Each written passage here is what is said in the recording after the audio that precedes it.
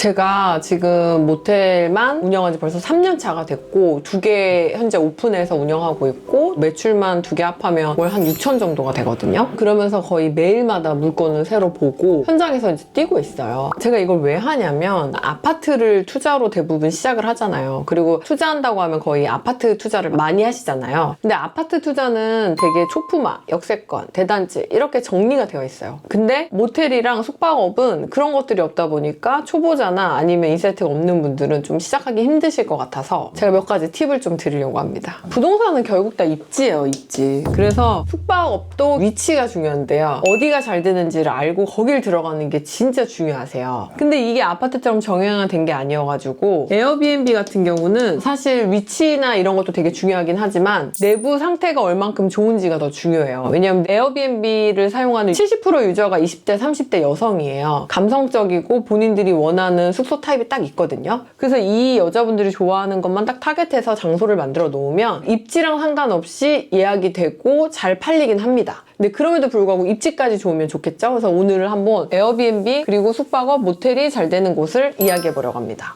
당근. 자, 그래서 첫 번째 제가 항상 얘기하는 게 있어요. 뭐냐면 2호선 라인. 여기에서 모텔을 하든지 에어비앤비라든지 최소한 망하진 않는다 이 얘기를 해요. 자, 이게 2호선 순환선인데요. 홍대, 신도림, 잠실, 건대 여기를 기점으로 이 2호선 라인은 다 잘 된다고 보시면 됩니다. 실제로 여기 서울대 입구 모텔촌 진짜 많거든요. 이 인근에, 신림 인근에. 그래서 여러분들이 뭐 나는 진짜 어디다 해야 될지 모르겠다라고 하면 그냥 2호선 라인을 찾아서 여기 어딘가에다 오픈하시면 에어비앤비든 모텔이든 망하지는 않습니다. 근데 이제 또 하나가 있습니다. 2호선 라인 말고 두 번째를 한번 얘기해 볼게요. 수서예요, 수서. 일단 수서역 인근 그리고 수서에는 모텔이 거의 없어요. 근데 수서에는 SRT도 있고요.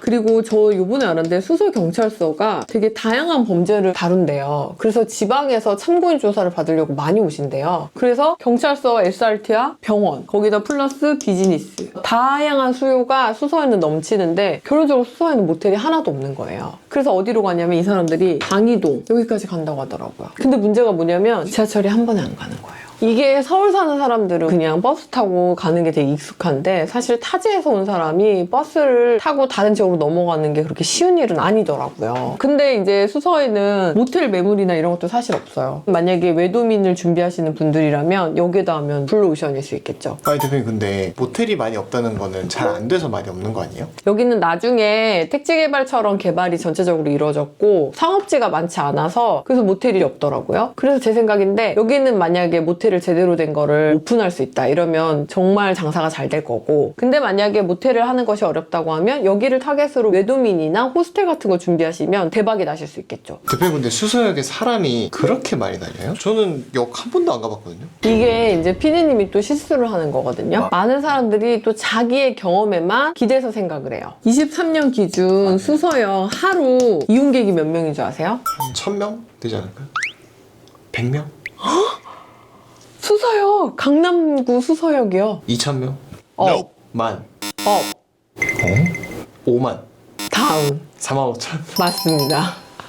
44,866명입니다. 하루에. SRT를 타고 지방이랑 서울을 오가는 사람이 수서역에만 44,000명이 넘는 거예요. 고속철도로만 따졌을 때 부산역이랑 대전역보다 수요가 많은 겁니다. 전국에서 수서역보다 이용객이 많은 역이 딱 2개 있거든요. 서울역 96,000명, 대구역 49,000명. 근데 수서역은 계속 증가하고 있는데 대구역은 빠지고 있어요. 대구역을 잡는 건 시간 문제겠죠? 이만큼 이용객이 많은데 근데 여기서 사실 당일치기로 오시는 분들도 있겠지만 정말 숙박이 필요한 분들이 있을 거예요. 자, 그러면 이 중에서 1%만 잡아볼게요.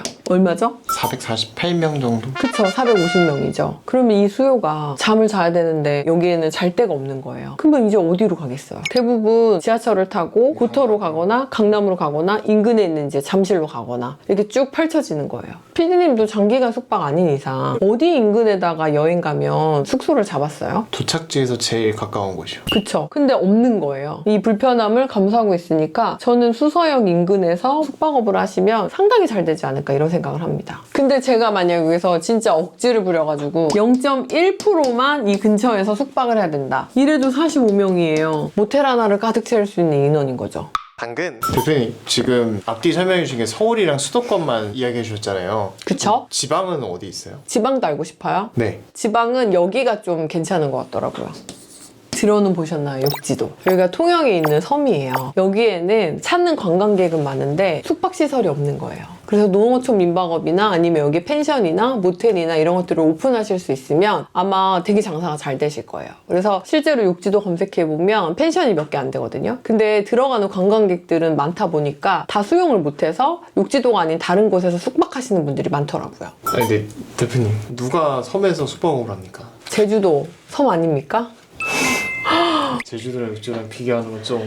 아니 근데 PD님이 그러셨잖아요. 서울 말고 지방을 좀 알려달라. 근데 진짜 욕지도 관광객 대비 숙박시설이 너무 없어요. 그래서 여기서 자고 싶은 사람들도 못 자고 다른 지역 나가가지고 숙박해야 되는 불편함이 있다라는 리뷰도 많거든요. 그래서 저는 만약에 통영이나 이 인근에 사신다고 하면 여기서 숙박업소 하시는 것도 저는 추천을 드립니다. 근데 진짜 여기가 될까요? 하나도 안 남을 것 같은데. 저희가 외도민이나 에어비앤비 할 때 제일 큰 게 임차료잖아요. 여기 임차료가 얼마일 것 같아요? 그래도 섬이니까 좀 비싸지 않을까요? 근데 여기는 섬이잖아요. 그러다 보니까 남는 집도 많고 여기는 결국 농어촌 민박업으로 하실 수 있거든요. 이제 그렇게 되면은 사실 매입해가지고 할 수도 있고 아니면 서울보다는 확실히 저렴한 금액으로 월세를 얻을 수도 있죠. 근데 제 생각인데 서울에서 무리해서 육지도로 가는 건 어렵고 통영이나 이 인근에 사시는 분들은 육지도에서 한번 꿈을 펼쳐보실 수 있지 않을까? 이런 생각을 한번 해봅니다. 육지도 같은 경우는 지방이고 관광지이기 때문에 여러 명이 단체적으로 와서 도시같이 이렇게 우리가 외도민이나 에어비앤비, 모텔같이 적은 수가 아니라서 숙박비 자체가 좀 높습니다. 그래서 여기에 혹시 임대료나 건물 가격이 좀 높다고 하더라도 충분한 수익을 만들 수가 있을 거예요. 그리고 수요는 많은데 공급이 없기 때문에 독점할 수도 있죠. 그래서 저는 혹시 이 인근에 사시는 분들은 육지도에서 하시는 것도 한번 추천드립니다. 저는 입지가 제일 중요하다고 생각을 해요. 근데 입지가 좋은 곳은 비싸요. 그럼에도 불구하고 조금 넓게 보면은 어디가 좋냐? 제가 말씀드렸던 것처럼 1번 2호선 라인,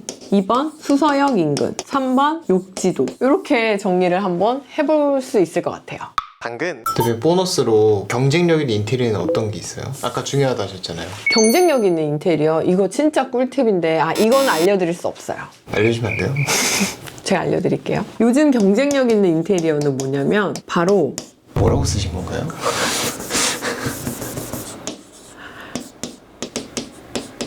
바로 동양 한 스푼이에요. 무슨 의미예요? 저는 숙박업을 하다 보니까 벤치마킹도 하고 오마주도 하고 싶은 생각에 호텔을 되게 많이 다니고요. 브랜딩이 잘 된 모텔도 진짜 많이 다니거든요. 그때 느끼는 게 뭐냐면 이 동양이에요, 동양. 그래서 최근에 갔던 호텔들 보면 거의 다 갑자기 진짜 생뚱맞게 도자기가 막 있고 금속 활자 이런 게 있고 그리고 기와 뭐 이런 게 있어요. 분명히 예전에는 동양색이 전혀 없었는데 요즘 최근에는 잘 나가는 리조트나 꽤 비싼 호텔 가보면 다 이 동양 한 스푼이 있는 거예요. 그래서 외국인들이 왔을 때 세련되고 이쁘고 멋있는 것보다 한국적인 미, 동양적인 미를 찾아서 오는 외국 사람들이 많다 보니까 이 한 스푼을 꼭 넣더라고요. 그래서 되게 감성적이고 이쁘게 꾸미는 것도 좋은데 유니크함을 주고 싶다 이러면 동양 한 스푼을 넣으시는 걸 추천드립니다. 이게 제 생각이에요. 여기까지 끝!